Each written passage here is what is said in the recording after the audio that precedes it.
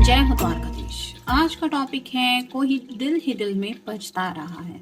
तो क्या है इस पर्सन के दिल के जज्बात, ये जानने की कोशिश करेंगे आज की रीडिंग से। जनरल रीडिंग है, टैरो में से लेंगे हम 6 कार्ड और ओरेकल में से लेंगे 7 मैसेजेस। तो शुरुआत करते हैं कार्ड शफल करके।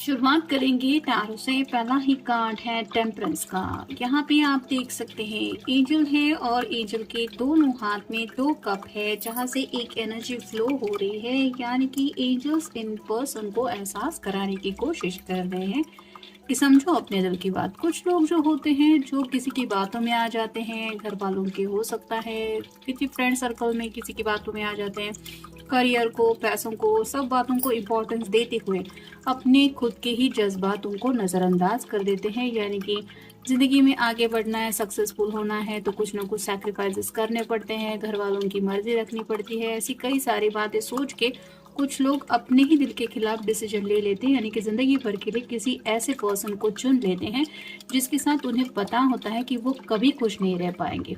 और यहाँ पे अगर इस पर्सन ने ऐसी कोई गलती की है, यानी कि आपको अगर नज़रअंदाज किया है, आपके प्यार को ठुकराया है, तो अब एंजल्स इनको एहसास करवा रहे हैं कि सुनो अपने दिल की बात।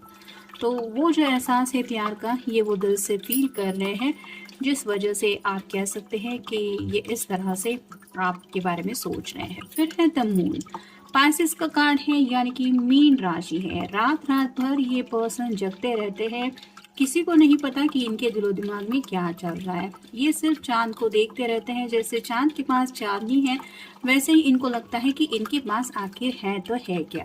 लेकिन ये जो दिल की बातें होती हैं वो हम दिल से ही करते रहते हैं और उन्हीं बातों में ये उलझे हुए रहते हैं, जिस वजह से आप कह सकते हैं नींद, चैन, सुकून सब कुछ गायब हो चुका है।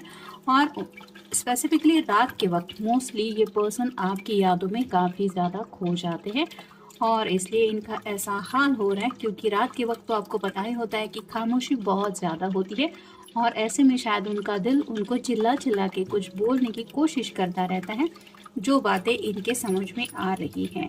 फिर है queen of cups, water sign Cancer, Scorpio यानी कि, और फिर पाइसेस यानी कि कर्क राशि है, वृश्चिक राशि है और मीन राशि है। तो यहाँ पे अगर आप कोई फेमिनिन पर्सन है, आपने अगर अपने प्यार का कप इस पर्सन को ऑफर किया था, लेकिन अगर इन्होंने उस प्यार को रिजेक्ट किया, तो अब इस बात को लेके इनको काफ़ी ज़्यादा पछतावा है, क्योंकि इनको एहसास हो रहा है कि ये बहुत ऐसी प्रीशियस बात थी जो सबके नसीब में सच्चा प्यार नहीं होता। किस्मत में इनके नसीब में वो प्यार लिखा था और इन्होंने अपनी नादानियों की वजह से अगर ये किया तो उस बात को लेके इनको पछतावा हो रहा है। फिर है क्वीन ऑफ पेंटिकल्स। यहाँ पे 2 क्वींस आई हैं, यानी कि हो सकता है आपको रिजेक्ट करके या फिर आपके प्यार को ठुकरा के इन्होंने किसी और के बारे में सोचा या फिर उसको चूज करने के बारे में इनके दिलो दिमाग में चल रहा था। क्वीन ऑफ पेंटिकल्स यानी कि अर्थ साइन, टॉरस, वर्गो या फिर कैप्रिकॉन, मतलब वृषभ राशि है, फिर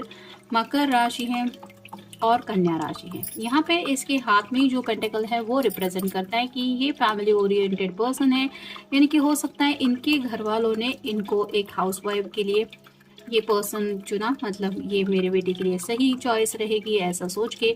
मतलब इनके पास शायद हो सकता है स्टेबल करियर वगैरह भी है, कोई जॉब अच्छा खासा हो सकता है जहाँ पे इनको अच्छी खासी सैलरी भी मिल रही है, और साथ ही साथ ये पर्सन उनकी घर वालों की मर्जी के मुताबिक चुना गया है।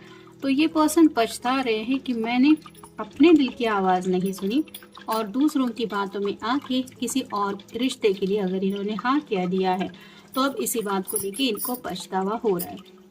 फिर है 9 of pentacles, earth sign, Taurus, Virgo या फिर कैप्रिकॉर्न। यहाँ पे भी वही है, वृषभ राशि है, कन्या राशि है और मकर राशि है। यहाँ पे जैसे इसने मेहनत करके ये फल उगाए हैं, लेकिन अभी भी इसके पास वो पेंटिकल्स जमा नहीं हुए हैं, यानी कि 10 ऑफ पेंटिकल की एनर्जी में ये पर्सन पहुंचना चाहते हैं, जहाँ पे एक कपल होता है, घर के बुजुर्ग होते हैं और ऑब्वियसली बच्चे वगैरह भी होते हैं। तो ये शादी करके सेटल होना चाहते हैं, लेकिन इनको पता है कि एक कदम इनकी तरफ से अब आगे बढ़ने की देर है, तब इनकी ज़िंदगी कम्प्लीटली चेंज हो जाएगी। और वही कदम उठाने से राइट नाउ ये डर रहे हैं। अगर इन्होंने ऑलरेडी किसी को हाँ कह दिया है तो ये आने वाले फ्यूचर को देख के डर रहे हैं। जैसे यहाँ पे पूरी तरह से आप कह सकते हैं ये ग्रेप्स तोड़ने के लिए रेडी हैं, लेकिन अचानक से अगर बारिश हो जाए या फिर कोई प्रॉब्लम आ जाए तो इस फसल का क्या होगा, ये जैसे डर सताता रहता है। वैसे ही इनको लग रहा है कि इन्होंने जो अब तक अपनी लाइफ में खुशियों को लेके सोचा है, वो खुशियाँ अगर इनको ज़िंदगी भर के लिए नहीं मिली तो इनका क्या हो जाएगा।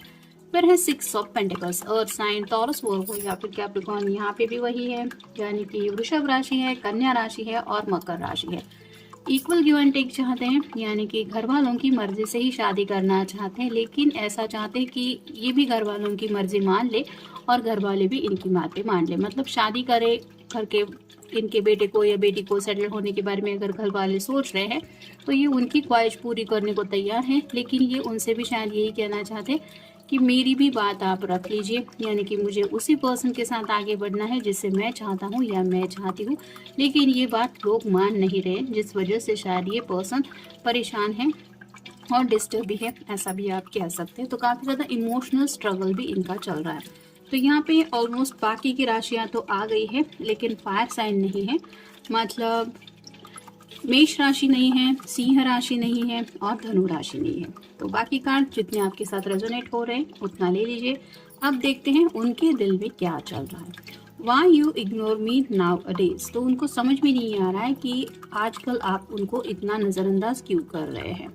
और जैसे पहले अगर आपने इस पर्सन को बहुत ज़्यादा इम्पोर्टेंस दे दिए थे या फिर उनके मनाने के भी सभी नखरे सहन किए थे और फिर भी अगर इन्होंने बात मानने से मना किया, तो हो सकता है अब आपने डिसाइड किया है कि मैं इस पर्सन की तरफ ध्यान ही नहीं देने वाला या ध्यान नहीं देने वाली, जिसकी वजह से जैसे जैसे आपने इनको अब नज़रअंदाज करना शुरू किया है, इनको आपकी कदर होने लगी है और वो वैल्यू समझ में आ रही है कि किस कदर आप इनको इम्पोर्टेंस देते थे, और वही इम्पोर्टेंस अब ये ज़िंदगी में मिस कर रहे हैं। यानी कि जिसको भी इन्होंने हाँ कहा है वो पर्सन इनको वो इम्पोर्टेंस नहीं दे रहा जो आप दे रहे थे। फिर है let's forget the past, let friends be friends again. तो ये आपसे कहना चाहते हैं कि चलो जो हुआ उसको भूल जाते हैं, फिर से फ्रेंड्स बन जाते हैं। यानी कि यहाँ पे भी अभी भी ये पर्सन कमिटमेंट देने को तैयार नहीं है, लेकिन आपको कहीं ना कहीं अपनी ज़िंदगी से जाने भी नहीं देना चाहता, इसलिए फ्रेंड्स बन के रहते हैं, ऐसा चाहते हैं।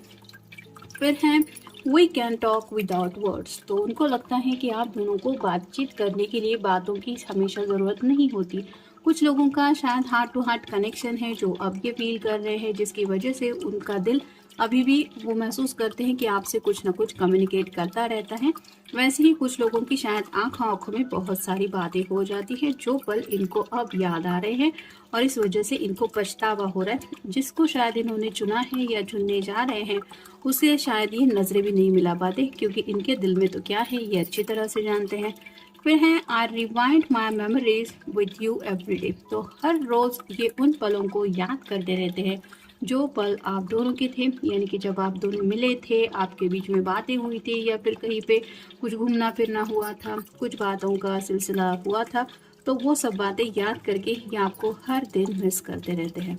नेक्स्ट, और उनको एहसास होता है कि उन पलों में वो सबसे ज़्यादा खुश थे, यानी कि आपसे भी ज़्यादा ये पर्सन शायद खुश थे, और अब वही खुशी इनकी ज़िंदगी से गायब है, इसलिए शायद ये पछता रहे हैं। नेक्स्ट है when I meet you my life completely change. तो अब इस पर्सन को एहसास हो रहा है जब वो आपसे मिले तभी उनकी ज़िंदगी बहुत ज़्यादा चेंज हो गई, यानी कि पूरी तरह से लव एट फर्स्ट साइट ऐसा हो सकता है, लेकिन इस पर्सन ने अपने दिल की सुनी नहीं।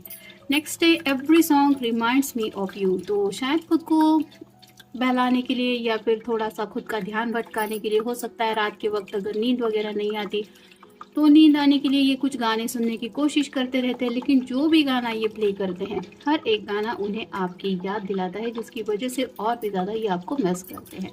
और फाइनल कार्ड है I regret I even lost the friendship with you. तो इनको काफ़ी ज़्यादा पछतावा हो रहा है इस बात का कि इन्होंने आपका प्यार तो गवा ही दिया, लेकिन साथ ही साथ एक फ्रेंडशिप का रिश्ता भी अब आप दोनों के बीच में नहीं है, या फिर आपके बीच में वो रिश्ता आप नहीं चाहते थे, जिसकी वजह से शायद आपने इस पर्सन से पूरी तरह से बातचीत बंद कर दी, जिस वजह से ये पछता रहे हैं। यानी कि ये पर्सन शायद किसी और से शादी करने के लिए जा भी रहे हैं या सोच रहे हैं, लेकिन साथ ही साथ अपने दिल की खुशी के लिए ये चाहते हैं कि आप फिर भी आप उनके फ्रेंड बने रहें, यानी कि एज अ फ्रेंड आपसे बातें करते रहें ताकि उनका दिल बहल जाए।